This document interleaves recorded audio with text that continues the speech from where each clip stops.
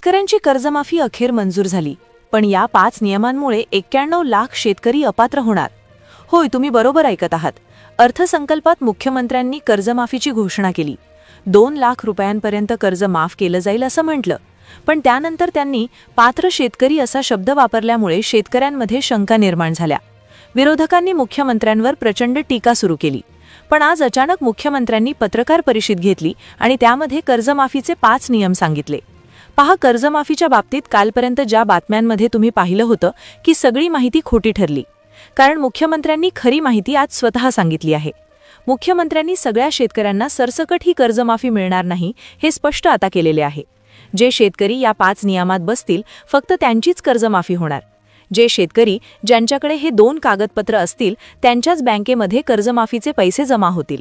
बाकीच्या कुठल्याही शेतकऱ्यांचे पैसे कट होणार नाहीत किंवा कर्ज माफ होणार नाही असे स्पष्टपणे सांगितले. शेतकऱ्यांना मुख्यमंत्र्यांनी अर्जंट सूचना देखील दिली आहे. बँकेमध्ये शेतकऱ्यांना एक काम लवकरात लवकर करायला शेतकऱ्यांना सांगितलं. पहा, शेतकऱ्यांसाठी ही शेवटची संधी आहे. पहा, 2 दिवसांपूर्वी अर्थसंकल्पाबाबत शंका भरपूर होत्या.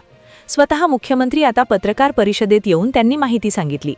ती माहिती काय आहे, कोणते 5 नियम आहेत, कोणते 2 कागदपत्र जमा करायचे, सगळी सविस्तर माहिती तुम्हाला 30 सेकंदात व्हिडिओमध्ये सांगणार आहे. पहा, जर तुम्ही शेतकरी असाल आणि जर तुम्हाला तुमचं कर्ज माफ व्हावं असं वाटत असेल आणि जर खरी माहिती तुम्हाला ऐकायची असेल तर तुम्ही हा व्हिडिओ एकही क्षण स्किप करू नका. हा व्हिडिओ जर मध्येच बंद केला तर तुमचं खूप मोठं नुकसान होऊ शकतं.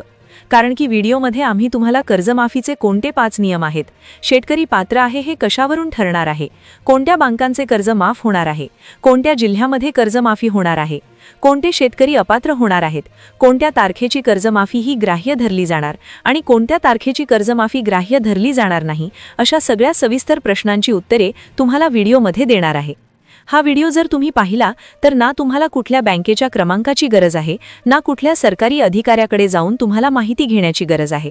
हा व्हिडिओ जर तुम्ही पाहिला तर तुमची कर्जमाफी 100% होणार आहे. चला तर मग वेळ न घालवता व्हिडिओला सुरुवात करूया.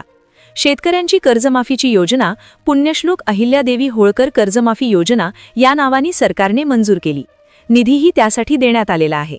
आता घोषणा होताच शेतकरी खुश झाले होते. पण पात्र शेतकरी हा शब्द वापरल्याने शेतकऱ्यांच्या मनात शंका निर्माण झाल्या होत्या. जवळपास 99% शेतकरी असे आहेत की ज्यांना अजून माहितीच नाहीये की पात्र शेतकरी नेमका काय असतो.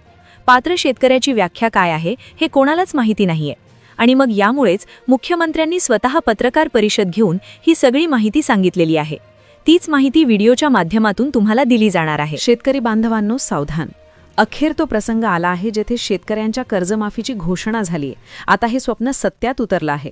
अर्थसंकल्पात देवेंद्र फडणवीस साहेबांनी अधिकृतरित्या घोषणा केली आहे. कर्ज माफ होणार हे नक्की झालंय. पण थांबा, हा व्हिडिओ नीट समजून घ्या, कारण ही सवलत प्रत्येक व्यक्तीला मिळणार नाहीये. सरकारने 5 अशा शर्ती घातल्यात ज्यात जर तुम्ही बसला नाहीत तर तुमच्या हक्काची रक्कम एका क्षणात कापली जाईल. ज्यांना वाटतंय की फक्त घोषणा झाली, आता टेन्शन गेलं, पण अजूनही धोका आहे. 5 नियमांची अशी चाळणी आहे की पात्र असूनही तुम्ही लाभाला मुकू शकता. जर तुम्ही बँकेत जाऊन हे एक काम केले नाही तर तुमचे प्रचंड मोठे नुकसान होईल, हे ध्यानात ठेवा. आजच्या भागात आपण कर्जमुक्ती कोणास मिळते, काय पात्रता, कोणते 5 निकष, कोणत्या बँकेत सवलत, कोणत्या जिल्ह्यात मिळणार नाही, सर्व सविस्तर माहिती तुम्हाला देणार आहे. सगळ्यात पहिला मुद्दा, घोषणा झाल्या शंका शेतकऱ्यांनी उपस्थित केल्या. शेतकऱ्याला समजतच नव्हतं की मी पात्र आहे की अपात्र. तर यावर मुख्यमंत्र्यांनी 5 महत्त्वाचे मुद्दे सांगितले आहेत. त्या 5 सूत्रांनुसारच तुम्ही ठरवायचे आहे की तुम्ही पात्र आहात की अपात्र. आता पहा, सर्वात पहिली गोष्ट आहे कर्जाचे स्वरूप. पहा, सर्वच कर्ज माफ केले जातील का? तर नाही. पहा, शेतकरी काय करतो, खूप वेळा घरासाठी कर्ज घेतो, ट्रॅक्टरसाठी घेतो किंवा इतर कामासाठी, जसे गोठा बांधणे किंवा इतर शेती कामांसाठी, किंवा अनेक जण पिकासाठी कर्ज उचलतात. मग कोणत्या प्रकारचे कर्ज माफ होणार आणि कोणते नाही, हा मुख्य मुद्दा मुख्यमंत्र्यांनी प्रथम स्पष्ट केला. त्यानंतर जिल्ह्यांची यादी, बँकांचे प्रकार आणि नियम कोणते हे सांगितले गेले. आता सर्वात मोलाची गोष्ट जी आहे ती म्हणजे तुमचे कर्ज नेमके कोणते आहे हे तुम्हाला ओळखावे लागेल. आता पहा, कर्जाचे 2 प्रकार असतात. पहिले असते पीक कर्ज आणि दुसरे असते टर्म लोन म्हणजेच मुदत कर्ज. आता पीक कर्ज जर असेल तर त्याची माफी 100% होणार आहे. पण उर्वरित कर्ज, उदाहरणार्थ गोठा निर्मिती, ट्रॅक्टर खरेदी किंवा शेतीची विहीर, पाईपलाईन अथवा इतर कामांसाठी जर कर्ज घेतले असेल तर अशा प्रकारचे कर्ज रद्द होतील का, हे नीट ऐकून घेण्यासाठी तुम्हाला हा व्हिडिओ शेवटपर्यंत पाहावा लागेल. कारण त्यांच्यासाठी एक वेगळी सूचना देण्यात आली केली आहे. आता पहा, अनेकांना वाटते की ही योजना काही विशिष्ट भागांपुरतीच आहे, पण पहा, सर्वात महत्त्वाची गोष्ट म्हणजे मुख्यमंत्र्यांनी सांगितले की सर्व जिल्ह्यांत ही ऋणमुक्ती होणार आहे. पण तरीही काही असे जिल्हे आहेत जिथे तांत्रिक अडथळे येऊ शकतात. आता आपण ती यादी बघणार आहोत, पण त्याआधी बँकेचा एक महत्त्वाचा विषय आहे की तुमची बँक कोणती आहे. तुमची जिल्हा बँक आहे, नॅशनलाइज बँक आहे की खाजगी बँक आहे. या फरकामुळे सुद्धा तुमच्या कर्जमाफीत अडचण येऊ शकते. तर तुमच्या बँकेचा प्रवर्ग कोणता याच मुद्द्यावर आपण येतोय.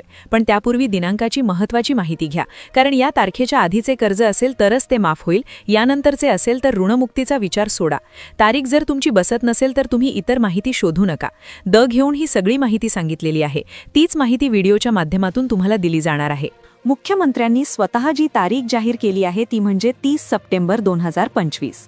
ही तारीख म्हणजे तुमच्या भविष्याची रेषा आहे. जर तुमचे कर्ज या दिनांकाच्या एका दिवसाने जरी मागे पुढे झाले तर विसरा 2 लाख रुपये. नियम सांगतो 30 सप्टेंबर 2025 पर्यंत तुमचे कर्ज थकीत असणे अनिवार्य आहे. ज्यांनी 1 ऑक्टोबर 2024 नंतर कर्ज उचलले आहे त्यांच्यासाठी हा मोठा धोका आहे. त्यांचे कर्ज तांत्रिकदृष्ट्या थकीत ठरणारच नाही. मग त्यांना काय मिळेल तर 50,000चे एक वेगळे प्रोत्साहन. पण ते मिळवणे सुद्धा एखाद्या आव्हानापेक्षा कमी नाही. मग ते 5 नियम कोणते तर पहा, घरात शासकीय सेवेत कोणी नसावे, कुटुंबात कोणी आयकर भरणारे नसावे, माजी मंत्री, आमदार किंवा जिल्हा परिषद सदस्य यातून वगळले आहेत. इतर उत्पन्नाचा नियम, शेती व्यतिरिक्त इतर उत्पन्न जर बँक खात्यावर दिसत असेल तर तुमचे नाव यादीतून बाद. 7/12 क्षेत्र 2 हेक्टरपर्यंत असावे. आणि जर नियमित परतफेड केली असेल किंवा वेळेत हप्ते भरले असतील तर 50,000 रुपये तुम्हाला प्रोत्साहन म्हणून दिले जातील. आता जिल्ह्यांची यादी पाहिली तर छत्रपती संभाजीनगर, जालना, बीड, धाराशिव, लातूर, परभणी, हिंगोली, नांदेड आणि अहिल्यानगर अशा जिल्ह्यांना प्राधान्य दिले जाईल. त्याचप्रमाणे विदर्भ, मराठवाडा आणि कोकण विभागात तसेच अमरावती विभागात निधीचे वाटप पाहायला मिळू शकते. कागदपत्रांसाठी आधार कार्ड सर्वात आवश्यक आहे. फार्मर आयडी कार्ड तुम्ही काढले आहे का? कमेंटमध्ये सांगा, कारण या कार्डावर देखील आता अनेक गोष्टी अवलंबून आहेत. पहा, आता ही अंतिम संधी आहे. आताच बँकेत जाऊन तुमचे पासबुक अपडेट करून घ्या. कर्जाचा दिनांक तपासा. 30 सप्टेंबर 2025 पूर्वी तुमचे कर्ज थकबाकीत असणे गरजेचे आहे. अशा स्वरूपाचे कर्ज जर तुमचे असेल तरच माफी मिळेल. शेतकरी मित्रांनो, आतापर्यंत तुम्ही ऐकले की सरकारनं घोषणा तर केली, पण खरी मेघ त्या 5 अटींमध्ये आहे. आता मी तुम्हाला अत्यंत सोप्या भाषेत सांगणार आहे की तुम्हाला नक्की काय करायचं आहे जेणेकरून तुमचे 2 लाख रुपये तुमच्या खात्यात जमा होतील. ही एक स्टेप बाय स्टेप प्रोसेस आहे. नीट लक्ष देऊन ऐका आणि वाटल्यास लिहून घ्या. स्टेप पहिली, तुमच्या कर्जाचा प्रकार तपासा. तुमच्या बँकेच्या पासबुकवर जाऊन बघा की तुमचं कर्ज पीक कर्ज आहे की मुदत कर्ज. जर तुम्ही ट्रॅक्टर, विहीर आणि गोठ्यासाठी कर्ज घेतलं असेल तर ते 2 लाखांच्या माफीत बसणार नाही. फक्त पीक कर्ज धारकांनाच याचा लाभ मिळणार आहे. ही पहिली खात्री करून घ्या. दुसरी स्टेप आहे कट ऑफ तारीख आणि थकबाकी. मुख्यमंत्र्यांनी सांगितल्याप्रमाणे 30 सप्टेंबर 2025 ही तारीख विसरू नका. जर तुमचं कर्ज या तारखेपूर्वीचं आहे आणि ते अद्याप थकीत आहे तर तुम्ही पात्र आहे. जर तुम्ही नियमित हप्ते भरले असतील तर तुम्हाला माफी नाही, पण 50,000 रुपयांचं प्रोत्साहन अनुदान मिळणार आहे. त्यामुळे बँकेत जाऊन तुमचं कर्ज थकीत श्रेणीत आहे का याची एकदा विचारणा करा. तिसरी स्टेप आधार प्रमाणीकरण, KYC. मित्रांनो, सगळ्यात जास्त शेतकरी इथेच अपात्र ठरतात. तुमच्या 7/12वरील नाव आणि आधार कार्डवरील नाव यात एक जरी चूक अक्षर बदललं असेल तर पैसे येणार नाही. तातडीने बँकेत जाऊन तुमचं आधार लिंकिंग आणि बायोमेट्रिक प्रकरणीकरण पूर्ण आहे का ते तपासा. हेच एक काम आहे जे मुख्यमंत्र्यांनी तातडीने करायला सांगितले. चौथी स्टेप, कुटुंबातील सदस्यांची माहिती. लक्षात ठेवा, जर तुमच्या घरात कोणी सरकारी नोकरीत आणि असेल किंवा कोणी गेल्या 3 वर्षात इन्कम टॅक्स भरला असेल तर तुमचं नाव यादीतून कट होणार आहे. जर तुमची परिस्थिती अशी नसेल तर प्रतिज्ञापत्र तयार ठेवा जेणेकरून ऐनवेळी तुमची धावपळ होणार नाही. 5वी स्टेप, तक्रार निवारण. जर तुम्हाला वाटत असेल की पात्र आहात पण यादीत नाव नाही तर घाबरू नका. प्रत्येक तालुक्याला एक तालुका उपनिबंधक ADR कार्यालय असतं. तिथे जाऊन अपात्रतेबद्दल अपील करू शकता. शेतकरी बांधवांना आता मला कमेंटमध्ये गोष्ट सांगा, तुमचं कर्ज कोणत्या बँकेत आहे? जिल्हा मध्यवर्ती बँक, जिल्हा नॅशनल नॅशनलाइज बँक, कारण बँकांनुसार त्यांच्या याद्या येण्याचे टप्पे वेगळे आहेत. तुमची बँक कमेंटमध्ये नक्की लिहा, जेणेकरून पुढच्या व्हिडिओमध्ये मी तुमच्या बँकेची नेमकी अपडेट देऊ शकेन. जाता जाता एकच सांगेन, माहिती अर्धवट सोडू नका. हा व्हिडिओ तुमच्या इतर शेतकरी मित्रांना व्हॉट्सअपवर पाठवा, कारण एका चुकीची माहितीमुळे कोणाचं तरी 2 लाख रुपयाचं नुकसान होऊ शकतं. सतर्क राहा तरच कर्जमाफी मिळेल. धन्यवाद.